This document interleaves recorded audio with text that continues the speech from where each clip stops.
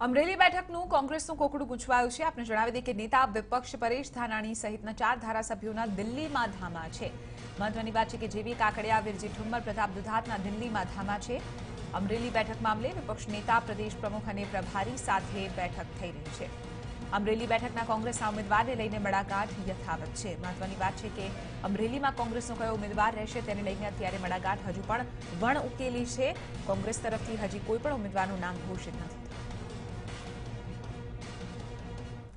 તો આજ મુદ્દે વધુ જાણકારી મેળવીશું TV9ના સંવાદદાતા સચિન પાટીલ પાસેથી। સચિન, જે બેઠક મળી રહી છે અમરેલીની જે બેઠક છે તેની અત્યારની સ્થિતિને જોતા લગભગ કોંગ્રેસ તરફથી કોઈ પણ સીધી દ્રષ્ટિથી એક નામ સામે નથી આવી રહ્યું। કેટલા નામો અત્યારે અમરેલીની બેઠકથી ચર્ચામાં છે અને કોના ઉપર કદાચ કહી શકાય કે મહોર મારી શકાય?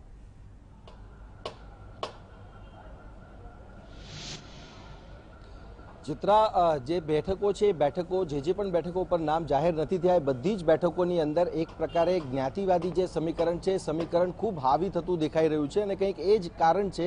અને સાથે જ જે ઇન્ટરનલ પોલિટિક્સ હોય અને ઇન્ટરનલ પોલિટિક્સમાં કોઈ પણ નેતા હોય એ પોતાના કોઈ વ્યક્તિને મૂકવા માટેના પણ પ્રયાસો કરતા હોય છે અને કંઈક એ જ પ્રકારના પ્રયાસ પણ આ સીટ પર થતા હોય એ બાબતની જો શક્યતા હોય તો એને નકારી શકાય નહીં। જેવી કાકડિયા, સુરેશ કોટડિયા, જેની ઠુમ્મર, આ જે નામો છે, વિરજી ઠુમ્મર, આ જે નામો છે નામો ઉપર ચર્ચાની વાત છે અને સ્વાભાવિક છે કે જ્યારે ગઈકાલે ગુલાબસિંહ રાજપૂત જે ઇન્ડિયન યુથ કોંગ્રેસના પણ જે સ્ટેટ પ્રેસિડેન્ટ છે, આ સિવાય બીજા જે હરપાલસિંહ છે, બધા જ જ્યારે દિલ્હી પહોંચ્યા હતા અને દિલ્હી પહોંચીને એમની પણ એક જ રજૂઆત હતી કે યુથ કોંગ્રેસમાંથી કોઈ ચહેરાને સ્થાન મળે।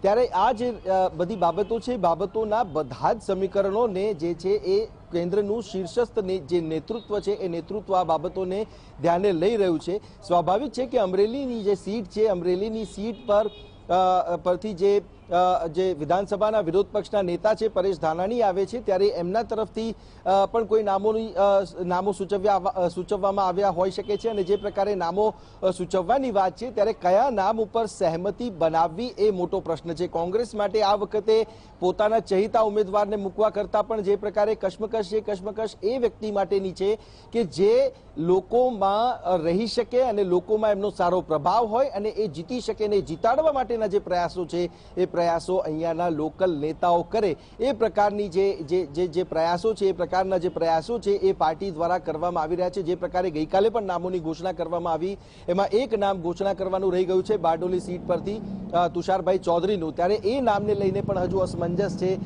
કારણ કે જે પણ જગ્યાએ પહેલા પણ નામો જ્યારે ઘોષણા કરવામાં આવતી હતી, વિધાનસભા હોય કે લોકસભા હોય, ત્યારે નામોને લઈને હંમેશા કોંગ્રેસ પાર્ટી ઉપર મોટા ધામા જે છે એ સમર્થકોના આવતા ટોળા આપણે જોયા છે। પરંતુ આ વખતે કોંગ્રેસ પાર્ટી આ બધી બાબતોથી બચીને કંઈક એવા સર્વસહેમતિવાળા નામો ને લઈને ચર્ચા કરી રહી છે અને પછી જ નામોની ઘોષણા કરી રહી છે કે લોકસભાની જે ચૂંટણી છે, ચૂંટણીમાં પરિણામલક્ષી જે ચૂંટણી છે એ એમના પરિણામ સ્વરૂપ આવે અને એ જ પ્રકારના પ્રયાસો ચાલી રહ્યા છે। પરંતુ આ જે અમરેલી સીટ છે એ અમરેલી સીટ ઉપર હવે પાર્ટી કોના નામ ઉપર મહોર લગાવે છે એ સૌથી મોટી બાબત છે। જે પ્રકારે ઉમેદવારો એ પોતાના જે નામો ત્યાં સૂચિત કર્યા છે કે નિરીક્ષકો દ્વારા જે નામો સૂચિત કરવામાં આવ્યા છે એમાં સ્વાભાવિક છે કે પ્રદેશ પ્રમુખ અમિત ચાવડાથી માંડીને જે પ્રભારી છે રાજીવ સાતવ એ પણ અત્યારે જે છે એ આ સમગ્ર બાબતને લઈને ચર્ચામાં છે અને જે શીર્ષસ્થ નેતૃત્વ છે એ શીર્ષસ્થ નેતૃત્વની સમક્ષ આ જે માંગો છે એ પોતાની જે સ્થાનિક સમીકરણોની જે વાત છે એ બાબત પક્ષ સમક્ષ મૂકવાના છે અને મૂકીને ત્યારબાદ એના ઉપર નામની મહોર લાગશે।